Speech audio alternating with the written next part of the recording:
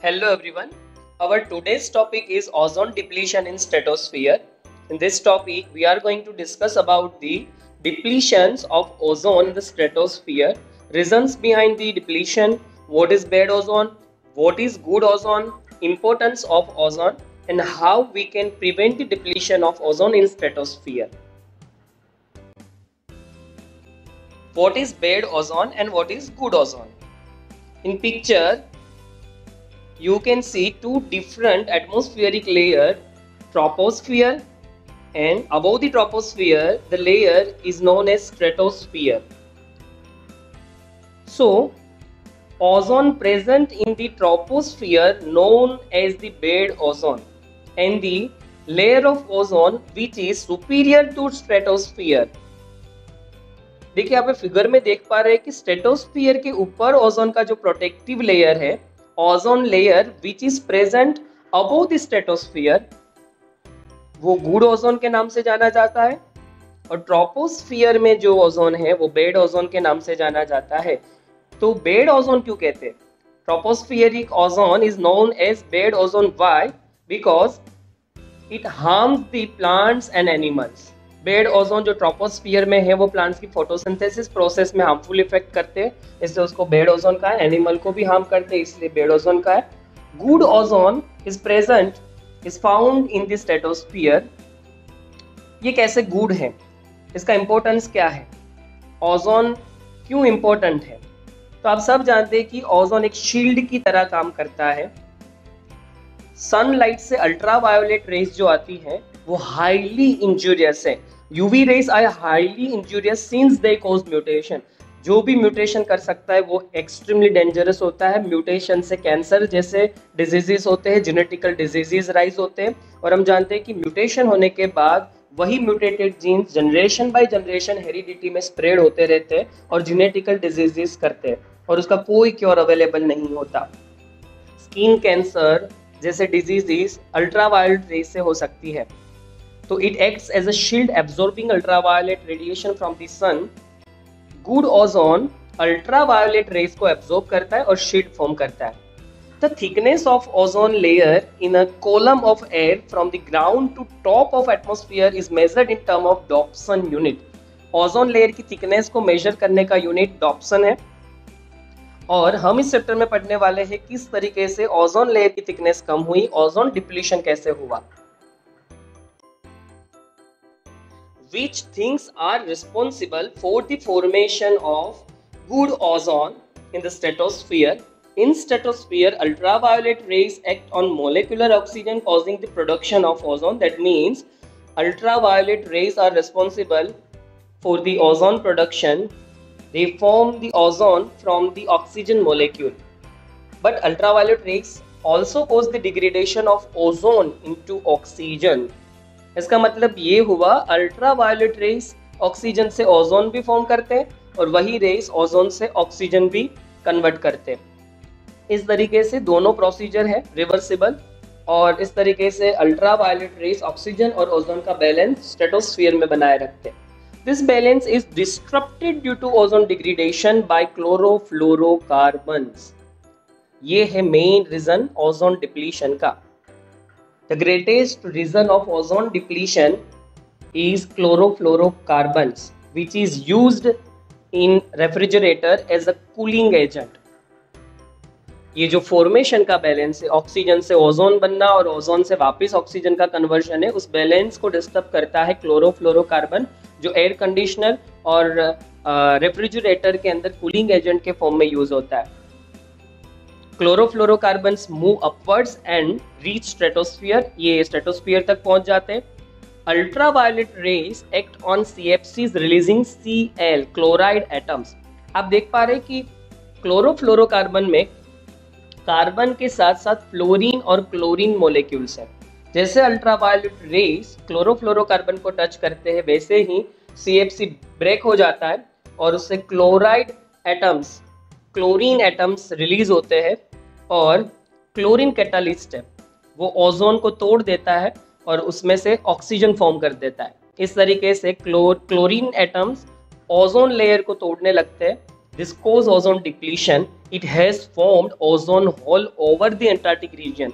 एक particular time पे हर समय में, जैसे अगस्त महीने का जो पीरियड रहता है उसमें एंटार्क्टिका रीजन के आसपास में ऑलवेज ओजोन होल देखने को मिलता है, और जिसके पीछे रिस्पॉन्सिबल है chlorofluorocarbon.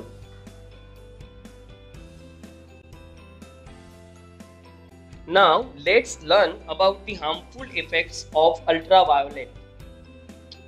What will be the impacts of ozone depletion? So wavelength of ultraviolet A is shorter than ultraviolet B. इसका मतलब है अल्ट्रावायलेट रेज दो पार्ट में डिवाइडेड है, mainly ultraviolet A and B. इसके दो टाइप्स हमें यहाँ पर दिखा है। तो वेवलेंथ जो अल्ट्रावायलेट ए की है वो शॉर्टर है अल्ट्रावायलेट बी के कंपेरिजन में। दैट्स वाई जो यूवीबी है अल्ट्रावायलेट बी वो एटमॉस्फेयर तक पहुंच जाती है। अल्ट्रावायलेट ए एब्जॉर्ब हो जाती है एटमॉस्फेयर में, पर अल्ट्रावायलेट बी है वो हमारे तक पहुंच जाती है और उससे डीएनए में म्यूटेशन होता है। और हम जानते हैं कि इससे स्किन कैंसर, स्किन सेल को डैमेज होना और स्किन एजिंग, स्किन पे रिंकल्स हो जाना, स्किन में एजिंग हो जाना, ये सब होने लगता है। High dose of ultraviolet B can cause inflammation of cornea. Cornea आपको पता है आई का एक पार्ट है, और उससे स्नो ब्लाइंडनेस हो सकती है।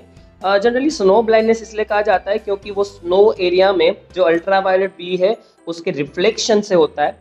अल्ट्रावायलेट बी स्नो एरिया में रिफ्लेक्ट होकर आइस तक पहुंचते हैं, इसलिए ब्लाइंडनेस होती है। तो स्नो रिस्पॉन्सिबल है, इसलिए स्नो ब्लाइंडनेस नाम दिया, पर अल्टीमेटली अल्ट्रावायलेट बी ही रिफ्लेक्ट होकर आंखों तक पहुंचते हैं, इसलिए मेन रीजन अल्ट्रावायलेट बी ही है। उसके लिए आप फिगर में देख पा रहे हैं कि आपको ऐसे गोगल्स पहनने पड़ते हैं जो यूवी लाइट से आपको प्रोटेक्ट करे। स्पेशल प्रोटेक्टिव ग्लासेस आते हैं जो यूवी से प्रोटेक्ट करते हैं। आपको फिगर में दिखा रखा है कि किस तरीके से आइस में डैमेज होता है और स्किन में डैमेज होता है अल्ट्रावायलेट बी से। It permanently damage to cornea. कई बार ये ब्लाइंडनेस भी कर सकता है, अगर बहुत ज़्यादा डोज है तो ब्लाइंडनेस भी आ सकती है, अगर कॉर्निया में परमानेंट कोई बड़ा डैमेज हुआ है जो अब हील नहीं हो पा रहा है। Actions we have taken to protect the ozone layer or to control the ozone depletion in the stratosphere. The Montreal Protocol, an international treaty in Canada 1987, was signed to control the emission of ozone depleting substance. Canada में 1987 में Montreal नाम की place है, वहाँ पर एक treaty internationally sign हुई जहाँ पर ओजोन डिप्लीशन करने वाले सब्सटेंस को कैसे कंट्रोल किया जाए, उसका अल्टरनेटिव कैसे ढूंढा जाए, उसके बारे में डिस्कशन हुआ। और ये ट्रीटी को 1987 से 2012 तक 25 साल कंप्लीट हो चुके हैं। There are protocols for developed and developing countries for reducing emission of CFCs and the other ozone depleting chemicals. Develop country के लिए अलग से रूल्स हैं और अनडेवलप्ड कंट्री के लिए, डेवलपिंग कंट्री के लिए डिफरेंट रूल्स हैं कि CFC जो है उनके लेवल में किस तरीके से कंट्रोल करें, क्योंकि हम जानते हैं कि क्लोरोफ्लोरोकार्बन ही रिस्पॉन्सिबल है ओजोन डिप्लीशन के लिए। मेन जो फैक्टर है वो वही है। तो आप फिगर में देख पा रहे हैं कि मॉन्ट्रियल प्रोटोकॉल जो था उसने क्या कंट्रीब्यूट किया, उस पर ढेर सारी चीज़ें डिस्कस हुई थी। No poverty, zero hunger, good health and well being, gender equality, decent work and economic growth, industry, innovation and infrastructure, sustainable cities and communities, climate action, partnerships for the goal। ये sustainable development goals के लिए Montreal protocol ने काम किया। और इसमें एक चीज़ थी जो हमने डिस्कस की, मॉन्ट्रियल प्रोटोकॉल में ओजोन डिप्लीटिंग सब्सटेंस के कंट्रोल की बात भी थी, जिससे इकोसिस्टम और एनवायरनमेंट बैलेंस हो सके। उसको 2012 में 25 ईयर्स कंप्लीट हो चुके। Hello everyone, in this lecture we are going to discuss about the resource utilization and maintenance, especially degradation by improper resource utilization and maintenance। Resources के improper utilization से और उसके proper maintenance ना होने की वजह से क्या problems rise हुई, उसके बारे में हम इस चैप्टर में इस टॉपिक में पढ़ने वाले हैं। First topic is soil erosion and desertification। Human activities like overcultivation, deforestation, grazing and poor irrigation practices leads to soil erosion। जमीन का बह जाना, पानी के साथ जमीन का बह जाना, उसको soil erosion हम कहते हैं। अगर कोई भी क्रॉप आप बार बार कल्टीवेट करते रहते एक ही जमीन पे और उसमें प्रॉपर इरिगेशन टेक्निक, पानी पहुंचाने की टेक्निक आपकी प्रॉपर नहीं है, आप प्रॉपर फर्टिलाइजर यूज नहीं कर रहे, डिफोरेस्टेशन जैसे आसपास में ज़्यादा पेड़ पौधे नहीं है, प्लांट्स नहीं है, या ओवर ग्रेजिंग हो रहा है, केटल्स कुछ ज़्यादा ही ग्रेजिंग कर रही है, ये सारी कंडीशन की वजह से ये सारे जो फैक्टर्स हैं वो लीड्स करते हैं towards the soil erosion. It results in a right patches of land and desertification. इससे डेजर्ट्स फॉर्म होने लगता है, छोटे छोटे पैचेस फॉर्म होते हैं, वो पैचेस आपस में जुड़ जाते हैं और फिर वो पूरी फर्टाइल लैंड जो एक समय में फर्टिलिटी शो कर रही थी वो डेजर्ट बन जाती है। आपको सेकंड इमेज में डेजर्टिफिकेशन शो किया है एंड फर्स्ट इमेज में soil erosion. Increased urbanisation also creates desertification. जो नीड क्रिएट हुई है उस नीड को फुलफिल करने के लिए फार्मर्स ओवर इरिगेशन और ओवर कल्टीवेशन करवाते हैं और इस रीज़न से भी डेजर्टिफिकेशन हुआ है। बढ़ती हुई सिटीज़ की डिमांड फुलफिल करने के लिए हमने सस्टेनेबल तरीके से रिसोर्सेज का इस्तेमाल नहीं किया, यूटिलाइजेशन नहीं किया, उसको मेंटेन भी नहीं किया। यही रीज़न से जिस रीज़न से सॉइल इरोजन और डेजर्टिफिकेशन होता है।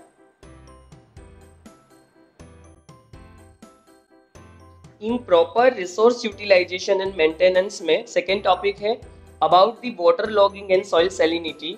Both are the problems as a part of Green Revolution. Green Revolution had created the problems water logging and soil salinity. ये दोनों प्रॉब्लम्स एक्चुअली में ग्रीन रिवॉल्यूशन का नतीजा है। हम जानते हैं कि ग्रीन रिवॉल्यूशन से हमें काफ़ी एडवांटेजेस हुए। हम डिपेंडेंट थे एग्रीकल्चर प्रोडक्ट के लिए काफ़ी कंट्रीज़ के ऊपर और हम इंडिपेंडेंट हो गए। हमने क्रॉप प्रोडक्शन इंक्रीज़ किया, एग्रीकल्चर में हमारा प्रोडक्शन इंक्रीज़ हुआ जिसमें हमने herbicides, fungicides, insecticides, chemical fertiliser का यूज़ किया और वही सारी चीज़ें रिस्पॉन्सिबल थीं water logging and soil salinity के लिए। Irrigation without proper drainage of water leads to water logging in the soil.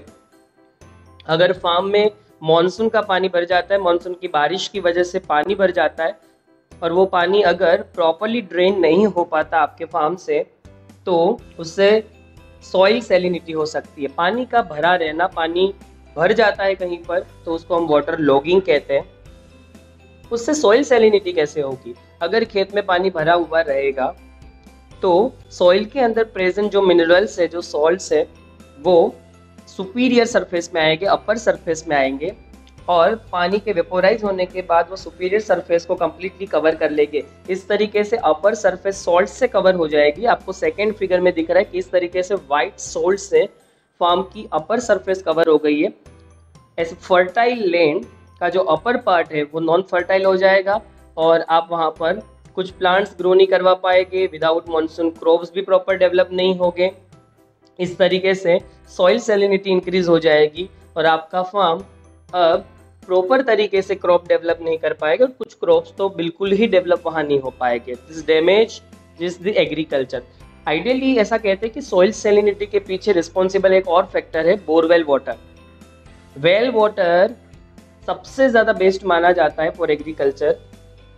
Borewell का पानी कुछ ज़्यादा ही डिस्टेंस से आता है, ज़्यादा ही गहरे डिस्टेंस से आता है। इस रीज़न से उसमें सोल्ट ज़्यादा होते हैं और आप अगर उसका ज़्यादा इस्तेमाल कर रहे हैं तो वो सोल्ट आपकी ज़मीन की सैलिनिटी को इंक्रीज़ कर देंगे और इससे फिर आप आने वाले वक्त में प्रॉपर क्रॉप नहीं ले पाएंगे, कुछ स्पीशीज़ ग्रो ही नहीं होगी प्लांट्स की।